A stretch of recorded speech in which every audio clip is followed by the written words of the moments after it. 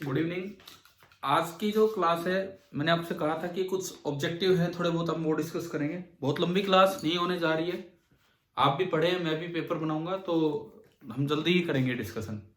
सबसे पहले इस पे आप आए, पेज नंबर 97 एंड 98 पे, objective first and second, heat transfer. Question number 1, जल्दी जल्दी हो जाएंगे, इनमें टाइम नहीं लगेगा बहुत। Thermal conductivity of A rod depends on. Conductivity geometry पे डिपेंड करती है या मटेरियल पे? मटेरियल। रेजिस्टेंस जो है वो तो ज्योमेट्री पे भी डिपेंड करती है, लेकिन कंडक्टिविटी केवल मटेरियल। तो हो गया ये, तो आपका पहले का डी आ गया। Second, in a room containing air, heat can go from one place to another. एक रूम है जहां पे एयर है, तो वहां पे हीट कैसे एक से दूसरे मेथड। पहला कहता भाई कंडक्शन ओनली, दूसरा भाई कन्वेक्शन ओनली, तीसरा भाई रेडिएशन ओनली, एंड चौथा भाई ऑल द थ्री मोड्स। क्या आएगा बताओ?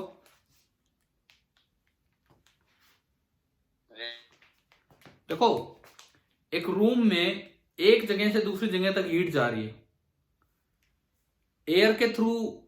एयर का पार्टिकल, मान लो ये दीवार गर्म है, वो दीवार ठंडी है, इसके कांटेक्ट में जो एयर थी वो गर्म होती है और वो उधर की तरफ मूव कर जाती है, ठंडी वाली उसकी जगह आ जाती है। क्या ऐसा होता है कि नहीं? ऊपर नीचे मान लो, छत देखो, धूप है, तेज धूप है, यूं मान लो तेज धूप है, तो छत गर्म है और फ्लोर ठंडा है। ठीक है, कैसे भी आप एज्यूम कर सकते हैं। तो टेम्परेचर डिफरेंस की वजह से ये कन्वेक्शन हो जाता है। ठीक है, दूसरी बात, रेडिएशन तो हर जगह ही होता है, उसके लिए तो किसी मीडियम की जरूरत ही नहीं है।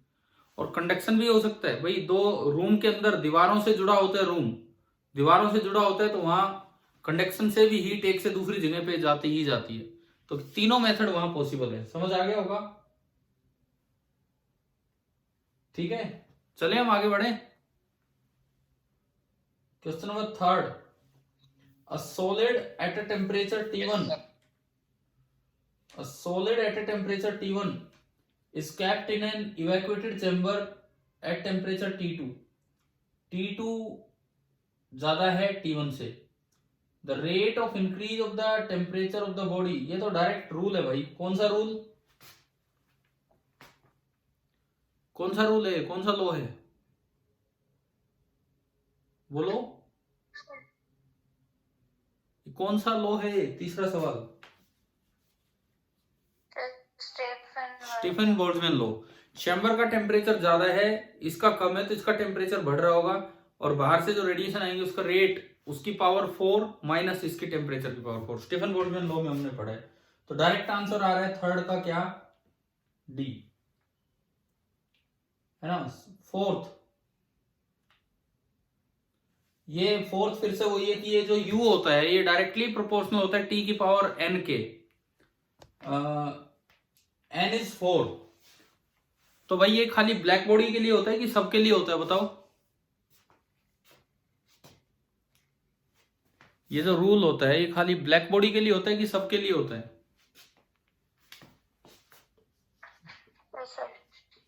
सबके लिए होता है, बिकॉज ये ई आने का कारण, ई आने से ये सबके लिए हो जाता है। तो सभी में टी की पावर किस पे डिपेंड कर रहा होता है? 4 पे। समझ आ रहे हैं ना किस तरह से सवाल हो रहे हैं? ठीक है, question number 5, two bodies A and B having equal surface area, ठीक है जी, इक्वल सरफेस एरिया है, are maintained at temperature 10 degree and 20 degree, thermal radiation emitted by them. ये वही है, again same formula. Thermal radiation emitted by them per minute per second जो भी होगा, U A by U B, T1 raise to power 4 upon T2 raise to power 4। कर लोगे? T1 raise to power 4 upon T2 raise to power 4। हाँ जी, मैं दोबारा बोलूं अगर बीच में गायब हो गया था तो? ये नेटवर्क अभी सुन रहे क्या? अभी बताओ, अभी दिखाई दे रहा है, सुनाई दे रहा है? Yes sir. ठीक है, तो ये जो इसमें पूछा है कि U जो है, वीडियो यार थोड़ा सा नेटवर्क प्रॉब्लम लग रहा है मुझे, और तो कोई कारण है ही नहीं।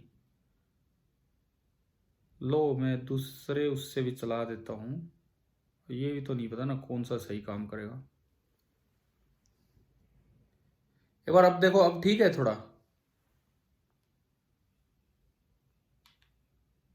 हाँ जी भाई, अभी दिख रहा है, समझ आ रहा है? आप लोग हाँ ना कुछ जवाब दीजिए कि मेरी आवाज सुनाई दे रही है।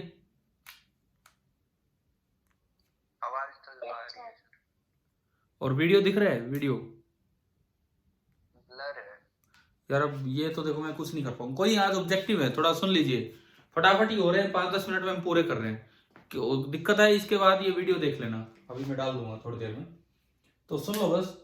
तो ये केवल इसी पे डिपेंड कर रहा है, U A by U B raised power 4। अब एक का है 10 डिग्री, एक का 20 डिग्री, तो 10 डिग्री का मतलब है 273 एंड 283, और 20 डिग्री 293, और पावर हो जाएगी 4। तो ये नीचे वाला एक से थोड़ा सा बड़ा है, नीचे वाला एक से थोड़ा सा बड़ा है, तो आपके जो 4 ऑप्शन है इनमें थोड़ा सा बड़ा ए ऑप्शन में है। हमें कैलकुलेशन भी करने की जरूरत नहीं है, 1:1/1.15, क्योंकि और सब में तो बहुत ज्यादा रेशियो आ रहा है ना भाई। फिफ्थ हो गया, समझ आ गया? yes, आपको अगर आवाज भी सुन रही है तो आप क्लास में, सॉरी अपनी बुक में ध्यान दीजिए, समझ आएंगे सवाल। Sixth, one end of a metal rod is kept in a furnace in steady state. अच्छा, आज भी ये डिस्कस हुआ था क्लास में, क्या थर्मल इक्विलिब्रियम और स्टेडी स्टेट सेम होते हैं? नो सर नहीं। नो सर तो क्या स्टेडी स्टेट पे पूरी रोड सेम टेम्परेचर पे होती है? नो सर नो सर तो ये सवाल यही है, in steady state the temperature of the rod, क्या पूछा इसने, increases decreases remains constant is non uniform. Steady state में क्या होगा, एक जगह का कुछ होगा, एक जगह का कुछ होगा, एक जगह का कुछ होगा, एक जगह का कुछ होगा, टाइम के साथ वो चेंज नहीं हो रहे होंगे। अब पहला ऑप्शन क्या कहता है, इंक्रीजेस, गलत है क्योंकि टाइम के साथ नहीं बढ़ रहा होगा, फिक्स है। दूसरा डिक्रीजेस, गलत है। तीसरे में क्या लिखता है, रिमेन्स कांस्टेंट, ये इसलिए गलत है, टाइम के साथ तो चेंज नहीं हो रहे लेकिन जगह के साथ तो चेंज हो रहे हैं ना। यस सर तो इसलिए कौन सा आएगा, is non uniform. Non uniform ठीक है। Seventh, Newton's law of cooling is a special case of, भाई किससे डराइव हुआ था Newton's law of cooling? Stephen law, तो उसी से बनता है, उसका ही स्पेशल केस है। समझ आ गया ये सवाल? सेवंथ, ठीक है।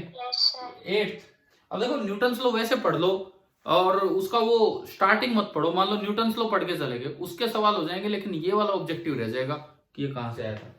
Eighth, a hot liquid temperature is plotted as a function of time, हमने बना रखा है कि एक्सपोनेंशियली डिक्रीज करता है, जैसे जैसे टेम्परेचर ठंडा होता है एक्सपोनेंशियली डिक्रीज होगा। और एक्सपोनेंशियली डिक्रीज ग्राफ कैसा आता है, पता है नहीं आपको? यस सर तो ये ए आ जाएगा। Ninth, a hot liquid is kept in a big room, the logarithm of the numerical, मैंने लॉग वाला भी करवाया था आपको ग्राफ, लॉग वाला ध्यान होगा, एक स्ट्रेट लाइन आता है, यस ध्यान है ना, ये तो डायरेक्ट क्वेश्चन है उनपे, ठीक है। 10th, a body cools down from 65 से 60 5 मिनट में, तो 60 से 55 आने में 5 से ज्यादा टाइम लगेगा, उतना ही लगेगा, कम लगेगा?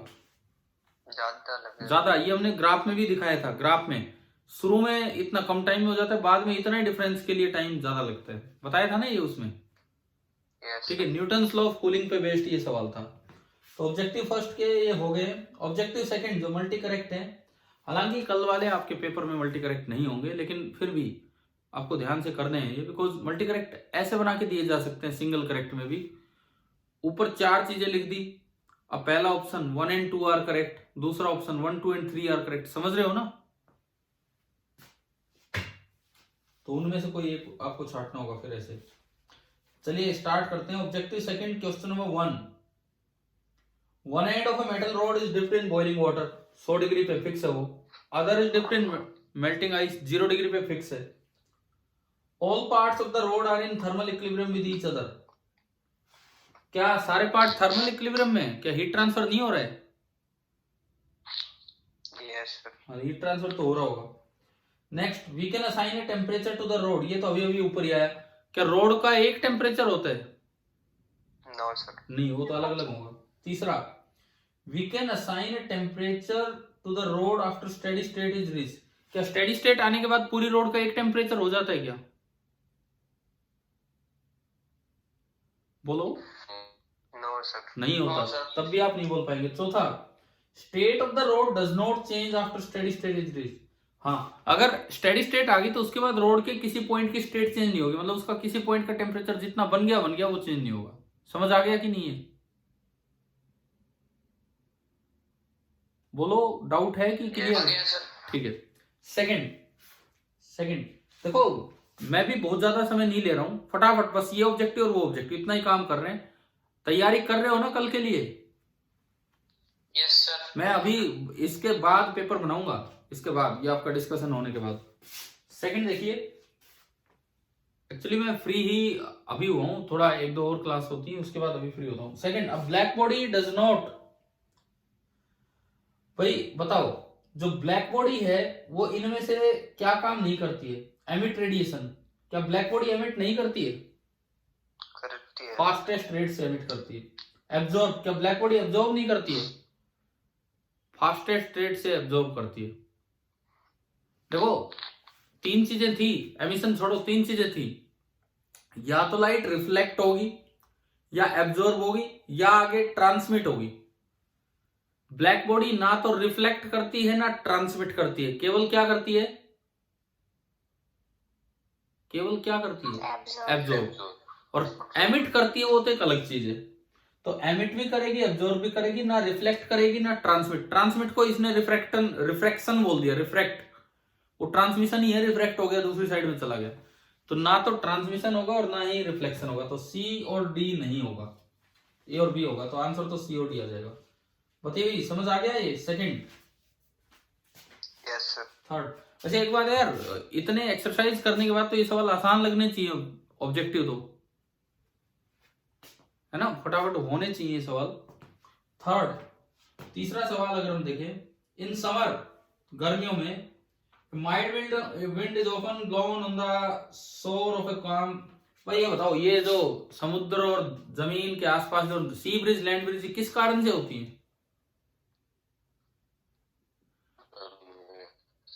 कन्वेक्शन। Temperature difference.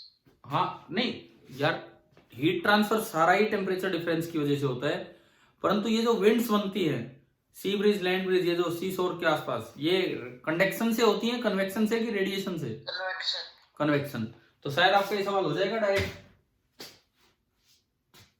ठीक है, तीसरे में कोई डाउट है तो बोलो किसी भी सवाल में। A option. A, difference in thermal conductivity of water and soil, difference in thermal conductivity of water and soil, ये कहता है कि समर में एक विंड चल पड़ी on the shore of a काम रिवर, काम रिवर के, ठीक है, एक नदी, शांत सी नदी है उसके पास। This is caused due to difference in thermal conductivity of water and soil, मतलब वाटर की थर्मल कंडक्टिविटी अलग है, सॉइल की अलग है, इस कारण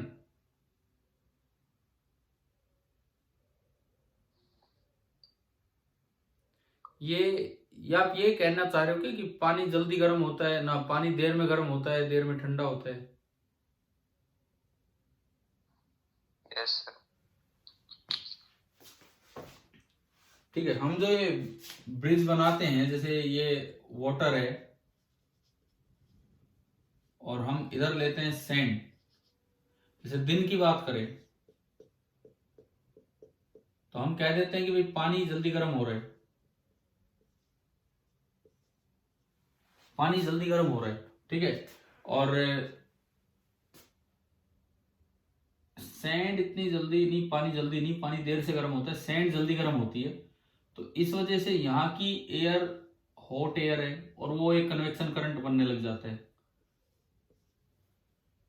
इसका ये कारण है क्या कि जल्दी और दिन। एक बार एक काम करो, एक बार एनसीईआरटी बुक खोलोगे, मेरे पास अभी नहीं रखी हुई है, एनसीईआरटी बुक खोलोगे एक बार, वो सी ब्रिज, लैंड ब्रिज वाला?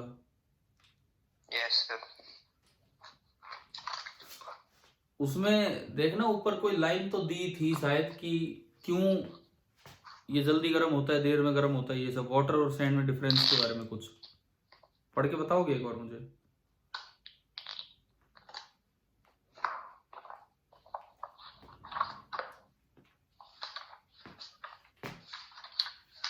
During the day, the ground heats up more quickly than large bodies of water do. This occurs both because the water has a greater specific heat and because mixing currents अच्छा, अब रुको रुको रुको, बस बस throughout बस the great volume. बस बस बस रुक जाओ यहीं पे। देखो वाटर जो है, वाटर वो देर में गर्म होता है और देर में ठंडा होता है। इसका कारण इसमें लिखा है कि because water has greater specific heat, ये लिखा है ना यहाँ पे, लिखा है water has greater specific heat. Yes, sir. ठीक है, अब सुनो, चेंज इन टेम्परेचर होता है Q अपॉन MC। तो पानी की C ज्यादा है तो आपको इतना टेम्परेचर बढ़ाने के लिए Q भी ज्यादा चाहिएगा। Yes sir.